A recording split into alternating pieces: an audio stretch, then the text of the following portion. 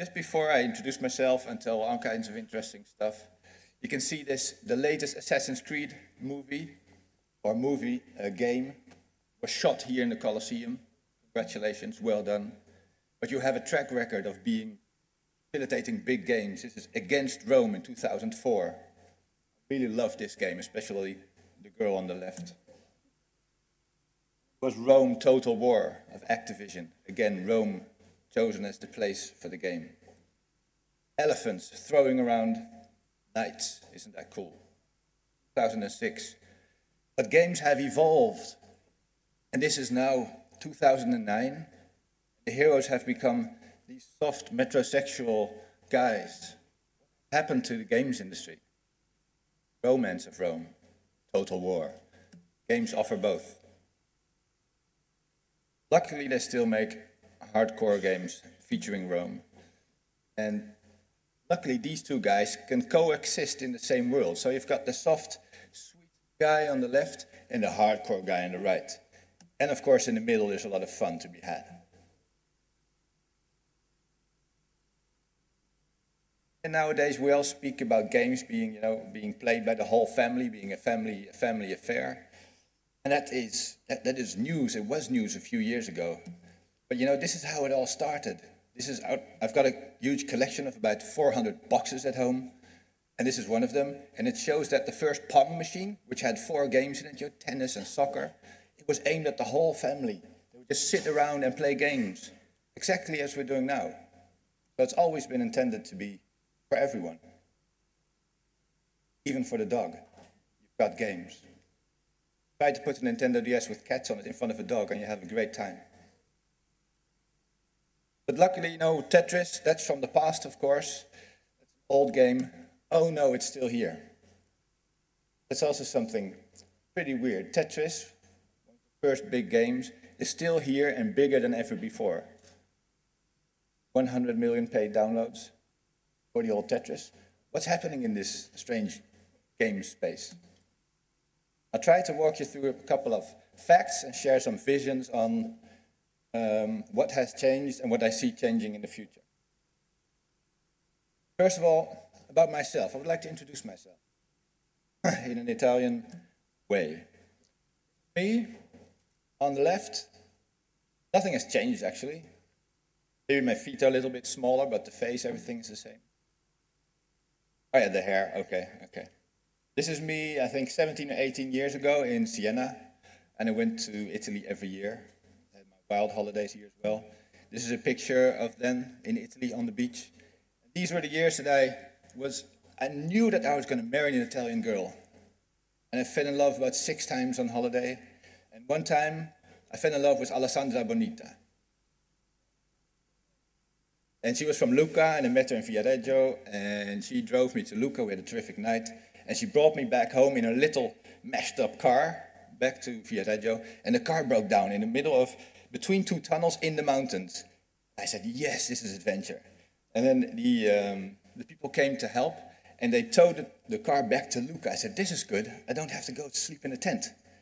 So we came back in Lucca, went to her house, and she gave me a glass of water, and then she said, you've got to go now. And she was 26, but I couldn't stay there because there were family members and everything. So she chucked me out on the street, 4 o'clock in the morning. My love was lost. And I wandered around Lucca, hearing all the cats and the people snoring and everything, and there was no hotel to be found. And in the end, I saw a drunken old couple, and they pointed me to their pickup truck, parked on the market in Lucca. And they grabbed a piece of cardboard, and I slept in the pickup truck in the back, and they left the back open. And in the morning, I looked out, and the whole market was full with people on all these stands selling stuff. And I wrinkled and everything. I crawled out of the car. I got the train and found my friends on the campground. And in that whole experience, I learned to speak parlo un po' italiano, perché sono stato a Lucca. I learned to speak a bit Italian to survive over there and actually see the whole experience as a game. I reached a very high level there, having romance, having war, having everything. And it made me love Italy even more. And I think that also contributed to the company that I founded, together with a partner, Nuzu, 2007. And we now, what we do now is 2 things. We help people, games companies, other companies interested in enter this field to find each other. People from Taiwan seeking partners in Italy, people from Europe wanting to conquer the US. And actually brought 20 kilos of black books here, over there and spread around, dragged them all the way from Amsterdam. And it features companies and what they're looking for, what their business needs are. Have a look. But the other thing, our main business is we're a market research company. We like to think we're the best in monitoring the new online business models. And we sell that to companies, but we also put out a lot of data for free. So my first tip is for game developers, please go to newzoo.com and rip all the free graphs and data you can get, because there's quite some stuff there.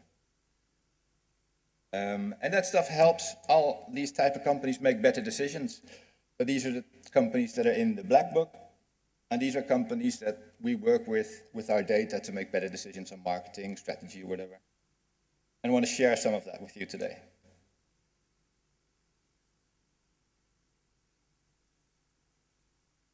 Popularity, how popular are games?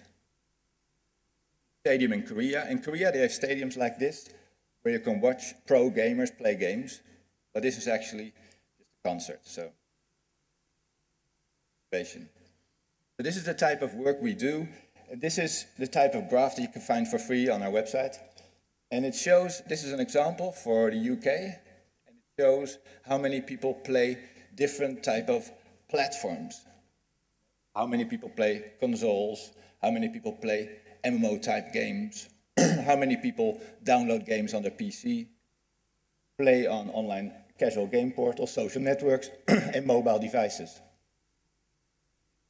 And you can also see on the right-hand side that 87% of the UK population plays games. And about a third of them never pays for anything. 2/3 does. 24 million Brits spend about 10 euros a month on average, by the way. So do your calculus and you'll know what the UK is spending. So these are the sort of platforms we distinguish now at this moment. So it's the casual game portals like Xylom and stuff, social networks. Consoles, including Nintendo DS, the portable stuff. MMOs/virtual worlds, mobile devices, and PC and Mac. But I'll show you that this is becoming increasingly difficult to be speaking about platforms. One thing about social networks, everybody talks about Facebook, of course. Is there a local Italian large social network? I was Googling, but I couldn't really find anything specific. Or is Facebook the big thing in Italy? Facebook? Yeah? Okay. This is, for instance, Orkut. And the Happy Harvest game, which is doing very well in the Netherlands as well, has 21 million installs. Everybody's talking about, Farmville on Facebook, but this is almost coming into the same range. So another tip, look at other social networks as well. Facebook. This is actually a screenshot from our gamesindustry.com portal. We show games on alternative social networks. Anybody know this social network? I couldn't even type in the URL, I think. But this is in Russia. And also there, millions of installs of games. And there are a lot of companies on these networks that are earning 300,000 euros and more, about 10 companies doing that on only one of these social networks. Opportunity. One more thing about game platforms. You see PC and Mac down there on the right. We split that up in people buying box products and downloads. And the downloading of PC and Mac games has exploded. Everybody's talking about Steam and direct-to-drive, the high-end games, downloading them to the PC. But where the big growth is coming from is companies like Amazon, where you can buy hardcore but also casual games online. It also has resulted in price drops. You can see the games on the right-hand side, Gardenscapes. I think that a lot of followers here probably. $3.50, 2.5 euros for a game. That used to be, say, $19.95. But because it's available all over the place, downloading PC games and Mac games, Revenues in the US this year have surpassed the revenues of boxed PC games. Verizon, if I was Telecom Italia, I would call Accent. They can deliver you a portal like this in a week, make $1 million in a year, for sure. But Telecom Italia here? Tell them. Okay, I put back the UK slide up here, because if you look at the percentages behind the bars, you can see in what it was in 2009. And you can see that almost all the different platforms show growth in the number of people playing. And if you add all the percentages up, it's about 3.4 or something. Last year, 2.6. So there's the same number of people playing, but they're playing on more platforms. Make it even more difficult. You know, our life as market research used to be very easy. 2005, you would have in gray, you know, the core gamers, the guys, 13 to 34, playing on consoles, PC. They would pay for the games. And the girls and the women and the kids would play for free with some advertising on the internet. That was a cool time because we could really measure it and really report very well on it. But then what happened in the last period? These new platforms, new type of games came in, so we have to draw more lines. Then you've got new types of game, casual MMOs and that sort of stuff. New interfaces, the Wii came up, so that drew in other crowds to consoles. And then new business models arise, attracting even more people. So you can see, compared to the last, all the platforms have a paid and a free sort of mixed business model. And all the lines, I had almost RSI yesterday, drawing all these lines, and even some missing, but it's completely full. So how do we segment this market? How can we target people?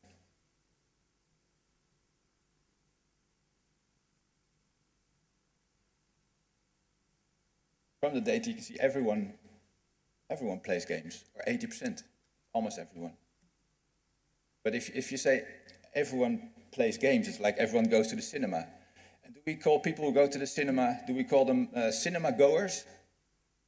Something like that? Or people who watch TV, are they TV watchers? Let's study the TV watchers. So why are we using gamers as a term? It doesn't fit anymore. Personally, I've got a problem because our surveys are called National Gamers Survey. But I've got a problem. The term gamers does not longer apply. It gets even worse. This is the US. It has sort of the same picture. A third never pays. A lot of people on all the various platforms. And we did an analysis on the data, and it showed that 18% plays on the console. They also sometimes play an MMO. They've bought a PC or Mac game. They've downloaded a PC or Mac game. And they play on game portals, as well as on social networks. And they find time to do some stuff on a mobile device. What does this mean? Now, can we still segment the market into a casual and a core gamer? I think this proves that games has just become part of our life.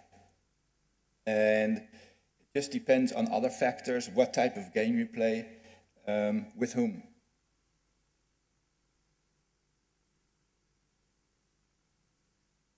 Because looked at the World of Warcraft players, and there's about 45% of people playing World of Warcraft also plays free casual games, which are very abstract and ludic.